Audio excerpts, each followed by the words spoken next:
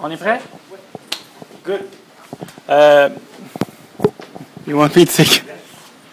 So we're actually, there's tons of cameras here, like, expect nothing to be private.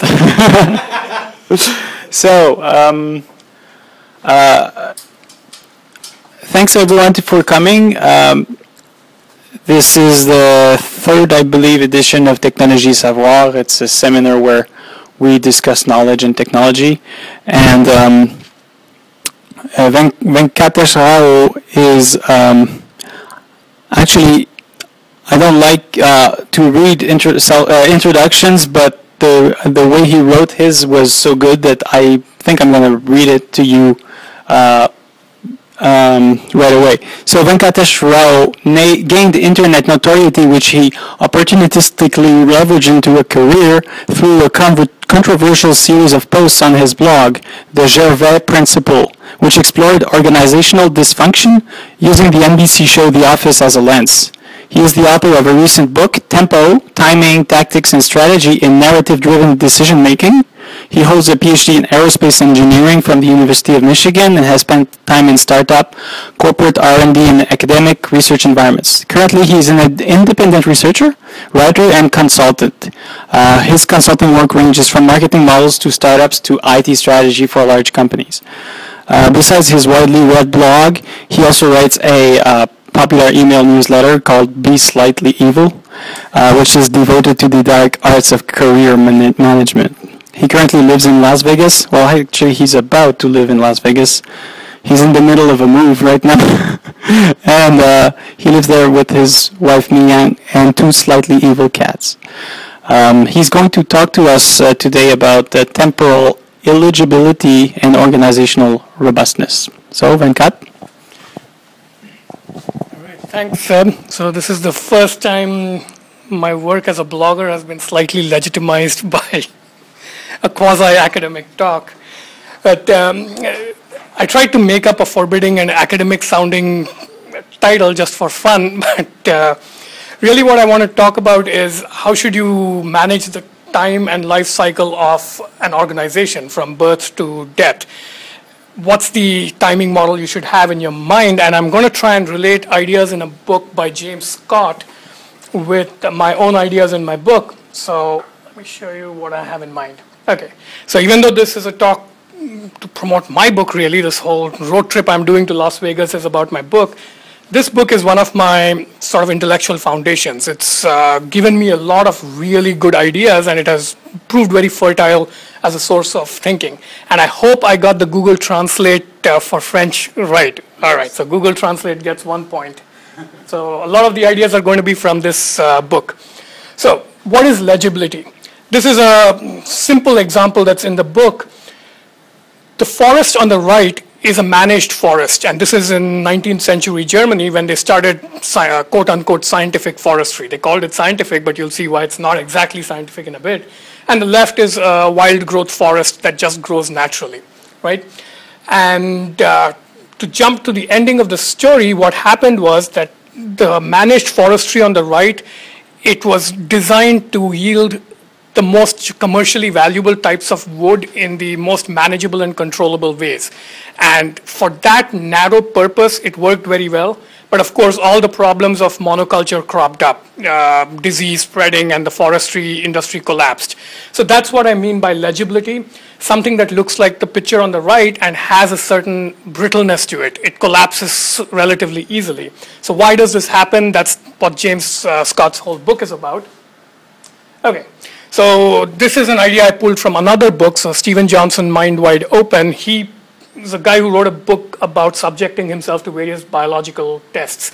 And one of the things he did was put himself through an FMRI machine. And before he started, he asked the technician, well, maybe you should show me some random white noise just to sort of make my brain go into a neutral, normal state. And the technicians told him that we shouldn't use white noise because that tends to send people's brains into complete craziness because your mind goes crazy trying to find some pattern in the chaos. So pictures like on the right, if you show somebody that picture while they're in an fMRI machine, their mind will light up like a light bulb. It'll go crazy trying to find patterns. Whereas the picture on the left, a straight chessboard kind of pattern, that makes the mind calm down completely, and the fMRI machine starts at 0. So this, I think, it's speculative. It's my thinking that our mind naturally seeks pictures like on the left, and even if it makes no logical sense to put that much order and structure into something, we impose that kind of structure just because it makes our anxieties go away. So that's legibility. Here are more practical examples. So this is again from the book.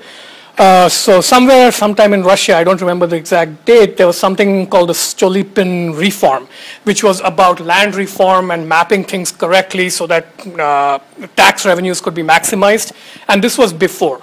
And I'll show you after and flip back and forth. That's after, and that's before. Let me show you that once again. After and before. So the difference, I hope you can make out, it's the same as in the forestry case. In one case, it's kind of clear how the land has been carved out, and you can see the logic of the plot lines. It's all straight lines. This is actually fairly chaotic, but if you go to a state like Nebraska in the US, you'll see all square plots, right? But this is much more legible to an outside observer, and the outside observer can more easily measure the size of land and decide how much to tax the grain and so forth.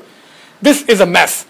Long strips of land, it's around local hydrological patterns, giving everybody rights to water, around paths that can be walked more easily. So there's a huge amount of local intelligence in how this map has been constructed, whereas the second map is all about centralized intelligence that ignores local knowledge, right? So that's the difference, and this is a practical example of legibility.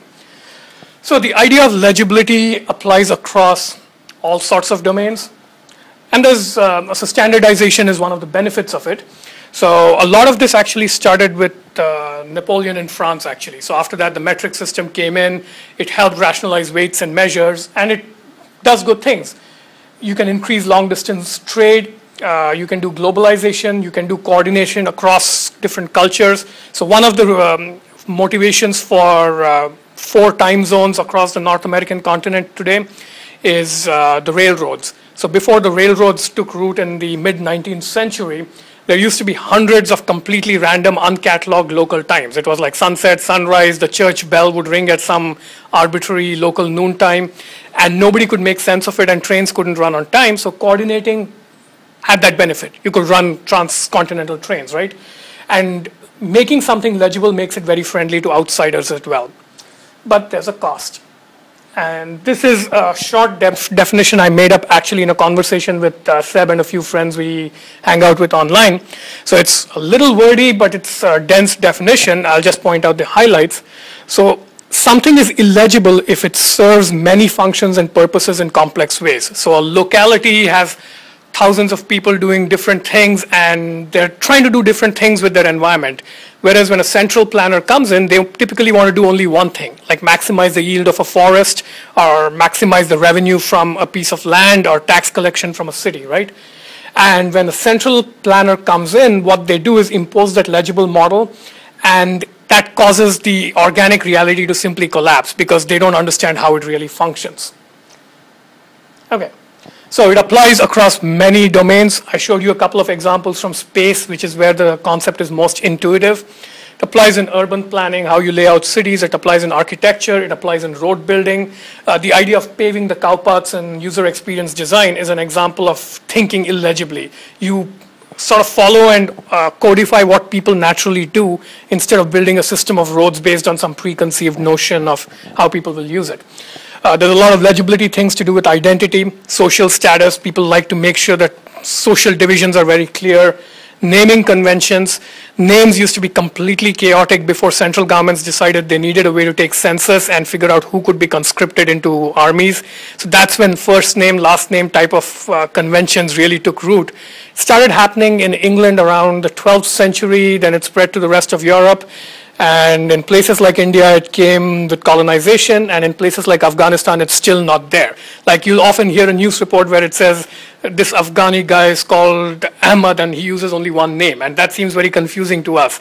But locally, he's probably known as Ahmad, the son of Abdul, who lives by the tree near that edge of the forest, right?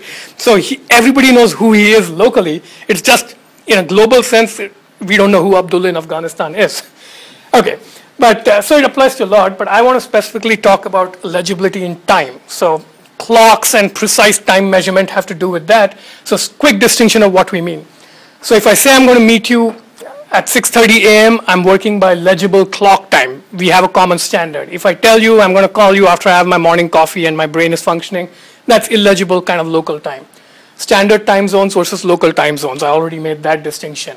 If I tell you I'm going to meet you at a coffee shop at 4:30 and then you say you might be late and you tell me I might be there plus or minus 10 minutes, you're giving me legible time indications. And or actually I'm switching it around. But if I say I'm going to hang around a bit and wait for you, I'm giving you more of an illegible time indicator. It's like I'll hang around the equivalent of 1 cup of coffee. How long it takes me to drink that. That's illegible time. If you say, let's have dinner at 7 o'clock, that's one way of indicating time. If you say, let's have dinner when the cows come home in the village, that's another way of indicating time. Okay. So let's look at organizations, and the big point I want to make here. What do we mean by clock time organizations? Think of some of the pathologies that you see in organizations based on how they think of time.